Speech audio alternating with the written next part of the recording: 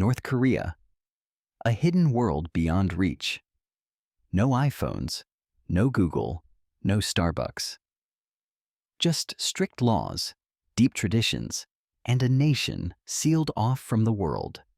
From Pyongyang's quiet streets to its legendary landmarks, North Korea remains a land of secrets and fascination. Geography and climate. North Korea spans approximately 46,500 square miles, comparable to the size of Mississippi. Yet, its significance lies far beyond geography. Nestled between China and Russia to the north, and sharing a tense, militarized border with South Korea to the south, North Korea occupies one of the world's most geopolitically sensitive regions. This position has long cast the country as both a strategic buffer and a flashpoint of conflict, shaping its defensive mindset and complex global relationships. The climate, equally challenging, swings between brutal extremes.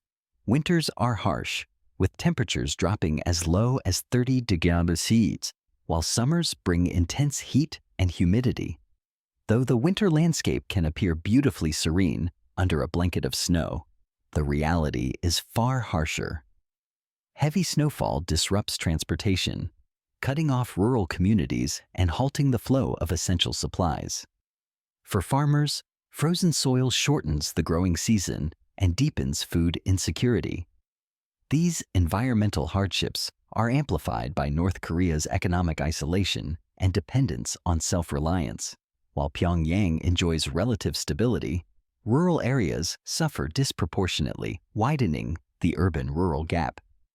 To truly understand North Korea, one must see how its geography and unforgiving climate shape not only daily survival, but the very structure of its society. What do you think about life in conditions of 30-degree winters and scorching, humid summers in North Korea? Share your thoughts. Society and population. A nation bound by unity and state control. North Korea is home to roughly 26 million people, with the vast majority concentrated in the meticulously planned capital of Pyongyang, a city that is not only a political and administrative heart, but also a carefully curated showcase of the regime's power and order. Pyongyang is more than a capital. It is a living symbol of the government's authority, designed to project discipline, modernity, and national pride. However, living in this capital is an exclusive privilege. Ordinary citizens cannot freely choose to reside there. Instead, the state meticulously selects those deemed loyal and trustworthy enough to inhabit the city. This strict control over residency reflects the broader system of surveillance and loyalty-based hierarchy that permeates North Korean society. The population is ethnically homogeneous, composed entirely of ethnic Koreans. Yet the Korean language spoken in the north has gradually evolved in isolation from its southern counterpart, developing unique vocabulary and expressions that reinforce the distinct national identity. Language here is not merely a tool for communication. It is a pillar of ideological education, further distancing North Koreans from the outside world and reinforcing their unique cultural narrative. Every citizen grows up immersed in a singular, unyielding narrative that there is only one legitimate Korea and its rightful capital is Pyongyang. This belief is deeply ingrained through state-controlled education, propaganda, and daily life, shaping a population that views national unity as an absolute truth. The dream of reunification, under the leadership of Pyongyang, remains an unwavering part of North Korean ideology. Time and calendar, a chronology of isolation. North Korea deliberately distances itself from global norms, even in the measurement of time. Unlike most countries that follow the widely used Gregorian calendar, North Korea operates on the Juche calendar, a system that begins not with the birth of Christ, but with the birth of the nation's founding leader, Kim Il-sung. This calendar system is not a mere formality. It is a powerful symbol of the regime's ideological self-reliance and rejection of Western influence. For example, While the rest of the world recognizes the year as 2025, in North Korea, it is counted as Juche, year 114. This distinctive timekeeping system reinforces a sense of national exceptionalism and historical continuity, anchoring the collective memory of the people firmly to the revolutionary legacy of their leadership. By framing history through its own lens, North Korea nurtures a worldview that places itself at the center of a unique and enduring historical journey. North Korea counts time its own way. Does this make you more curious about their culture? Tell us. Pyongyang, a city of imposed order and silent control. Pyongyang presents an image of pristine cleanliness and orderly design, with wide boulevards and impressive high-rise buildings. Yet beneath this facade lies a reality shaped by control and scarcity. While the skyline features many towering structures, a surprising number of these buildings lack elevators, revealing the stark contrast between architectural ambition and everyday practicality. Private vehicles are an exceptionally rare sight in the capital. Instead, the streets are primarily reserved for the few who hold positions of privilege within the government or military. The absence of motorcycles on the roads is another peculiar characteristic, further emphasizing the state's rigid control over personal mobility. Public transportation, however, is a notable point of pride. Pyongyang boasts one of the deepest metro systems in the world, plunging approximately 110 meters underground. This dual-purpose design serves both as a daily transport system and as a potential nuclear shelter in times of conflict. Complementing the metro are double-decker buses, street trams, and a limited fleet of taxis, forming a tightly regulated network that sustains urban mobility while ensuring surveillance over citizens' movements. In Pyongyang, every aspect of urban life, from architecture to transportation, reflects the state's vision of order, and ideological purity. The city operates not just as a place to live, but as a stage-managed environment designed to reinforce the authority of the regime and the uniformity of its society. Street scenes, Pyongyang's unique urban icons. On the streets of Pyongyang, certain images stand out so distinctly that they have become symbols not only of the city, but of the nation's carefully curated identity. Among them, the female traffic police officers are perhaps the most iconic. Selected for their height, beauty, and exceptional eyesight, these women perform their duties with a grace that borders on performance art. Their meticulously choreographed gestures, crisp uniforms, and poise at intersections have turned them into living symbols of order and discipline, offering a rare, almost theatrical sight for both local and the few foreign visitors allowed into the country. Adding to the militarized aesthetic of daily life, uniformed soldiers are a common presence in public spaces. This visibility is not coincidental but a natural outcome of North Korea's extensive conscription system. Men typically serve around 10 years, while women remain in service until the age of 23. As a result, military uniforms are woven into the visual fabric of everyday life, reinforcing the omnipresence of the armed forces and the state's emphasis on readiness and loyalty. Private automobiles, meanwhile, are an extraordinary rarity. It is estimated that only about 30,000 cars exist across the entire nation, an astonishingly low number for a country of 26 million people. The overwhelming majority of these vehicles belong to the government and the military, leaving ordinary citizens reliant on public transportation or on foot. This scarcity of personal vehicles is not merely an economic reality, but a reflection of state policy that tightly controls individual mobility and prioritizes collective over personal ownership. A centrally planned economy, rare and resilient. North Korea persists as one of the few remaining nations in the world steadfastly committed to a centralized, state-planned economy, a model that most of the world abandoned decades ago.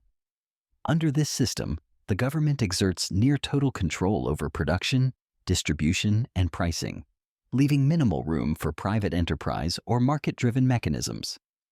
Remarkably, housing, healthcare, education, and public utilities are provided entirely free of charge. This cradle-to-grave welfare structure aims to ensure that every citizen's basic needs are met, at least in principle, and serves as a pillar of the regime's ideological claim to self-sufficiency and social equality. Even more unusual, the North Korean populace does not pay personal income taxes, a rarity in today's world. Yet this tax-free existence is paradoxical. While it may appear to reduce financial burdens on citizens, it actually reflects the state's overarching dominance in resource allocation, where the government owns and controls nearly all means of production. Estimates suggest that the average cost of living in North Korea hovers around $1,797 per month, approximately 32% lower than in the United States. However, such figures must be approached with caution. Due to the country's opacity and absence of transparent economic reporting, reliable pricing data remains elusive. Markets do exist in limited forms, especially in the so-called jangmadang, informal markets. But prices fluctuate wildly, and access to goods is heavily dependent on social status and proximity to urban centers. In this tightly controlled system, scarcity and privilege walk hand in hand, creating an economic landscape that is both rigid and unpredictable. Architectural symbols of national pride. North Korea's monumental architecture is a direct extension of its political narrative, vast, ambitious, and designed to awe both domestic and foreign audiences. These grandiose structures are not mere buildings. They are ideological statements carved into concrete and steel. Take, for example, the Rungrado Mayday Stadium in Pyongyang, which boasts an astonishing capacity of up to 150,000 spectators, making it the largest stadium in the world by seating. Far beyond hosting sports events, this colossal arena serves as a stage for mass and military parades, where thousands of performers execute synchronized displays of loyalty and unity, reinforcing the collective spirit of the nation. Another towering symbol is the Pyongyang Hotel, a 105-story pyramid-shaped skyscraper that once claimed the title of the tallest hotel in the world. Its distinctive, futuristic silhouette dominates Pyongyang's skyline, though its long and troubled construction history has made it a global curiosity. Intended to project an image of modernity and technical prowess, the building remains a testament to the state's grand ambitions, even amid practical challenges. No less important is Kim Il-sung Square, the central venue for North Korea's most significant parades and state ceremonies. Located at the heart of Pyongyang, this vast plaza is where citizens gather in perfectly regimented formations, creating breathtaking spectacles of unity and discipline. From here, the leadership addresses the nation, reinforcing the symbolic bond between ruler and people. These architectural marvels are far more than physical structures. They function as visual propaganda, encapsulating North Korea's desire to project power, resilience, and an unyielding national identity to the world. Culture and festivals, collective celebrations of loyalty and heritage. North Korea's cultural life revolves around carefully orchestrated national events that serve both as festive occasions and as grand displays of loyalty to the ruling family and the state.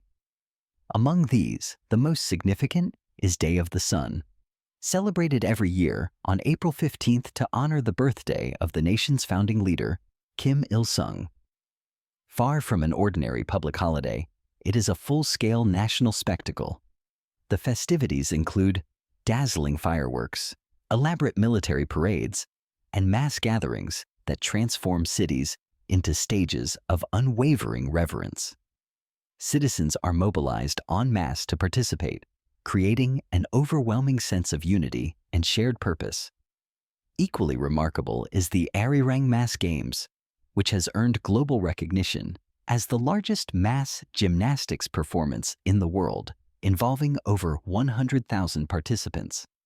This meticulously choreographed event is more than an athletic display. It is a vivid expression of collective identity. Each movement, each formation is designed to portray narratives of the country's history, achievements, and future ambitions. From the stands, the sight of thousands moving in perfect synchrony is both mesmerizing and symbolic, showcasing the nation's emphasis on discipline and harmony. North Korea's cultural calendar also honors traditional festivities, including Lunar New Year and the Lantern Festival, when hundreds of brightly lit lanterns ascend into the night sky. These celebrations, while deeply rooted in Korean heritage, are infused with the state's messaging, blending age-old customs with modern ideological expression. They offer a rare moment of color and joy in a society otherwise marked by rigid order, reminding both participants and observers of the enduring cultural undercurrents beneath the surface of state control. Culinary heritage, a taste of tradition and pride. North Korean cuisine, though less globally recognized than its southern counterpart, is a vibrant and diverse reflection of the nation's cultural richness and regional diversity. At the heart of this culinary tradition lies kimchi, a quintessential Korean dish of fermented vegetables. What sets North Korea apart is its remarkable variety. Across the country, hundreds of distinct regional styles of kimchi exist, each with its own local twist in ingredients and fermentation methods. These variations not only preserve local culinary identities, but also reflect the nation's agricultural heritage and resourcefulness. Another standout dish is Pyongyang cold noodles, known locally as naengmyeon. This refreshing delicacy features chewy buckwheat noodles served in an icy beef bone broth, often garnished with slices of radish, cucumber, and sometimes boiled egg or meat. More than just a meal, naengmyeon carries cultural significance, traditionally enjoyed during summer months and at special gatherings, symbolizing longevity and resilience, themes that resonate deeply within the North Korean narrative. Adding to the nation's culinary pride is Taedonggang beer, a locally brewed lager produced with British brewing technology. Taedonggang has become a symbol of North Korea's aspirations to match international standards in food and beverage production. Its crisp flavor and growing domestic popularity highlight the regime's efforts to showcase the homegrown successes, even in the face of international isolation. Through its culinary heritage, North Korea tells a story of resilience, cultural continuity, and quiet pride in its distinct identity, even as access to ingredients and variety remain constrained by broader economic realities. Regulations for foreign visitors, controlled encounters with the outside world.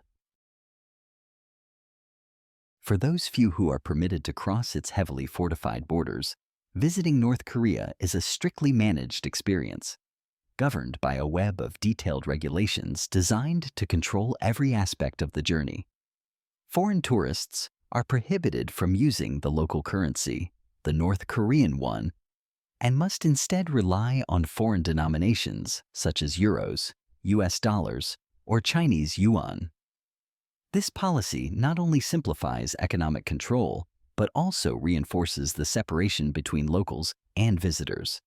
Photography is another area under tight restriction. Tourists are explicitly forbidden from photographing military personnel, construction sites, or long queues for consumer goods. Images that could contradict the state's carefully maintained image of prosperity and order.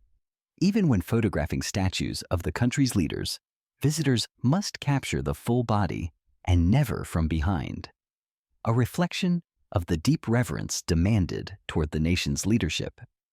Interactions between ordinary citizens and foreign visitors are similarly constrained.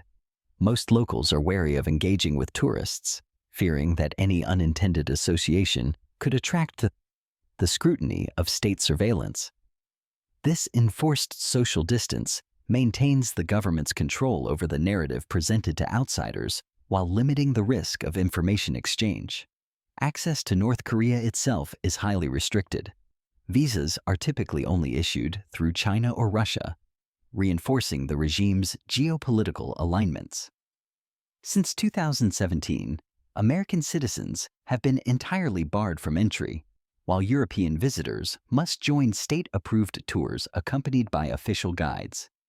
These tightly controlled itineraries ensure that every foreign guest sees only what the state intends to reveal, preserving the opaque veil that surrounds the country. Visiting North Korea is less a journey of exploration and more an encounter with a living exhibition of state power, where every step is choreographed and every view meticulously framed. North Korea feels like a world apart, sealed off, strictly controlled, and deeply rooted in a rare, old-school centralized system. It's a land of both mystery and discipline, where every step requires careful preparation and full respect for the rules. If you're curious about this hidden country, follow us to uncover more secrets inside its closed borders.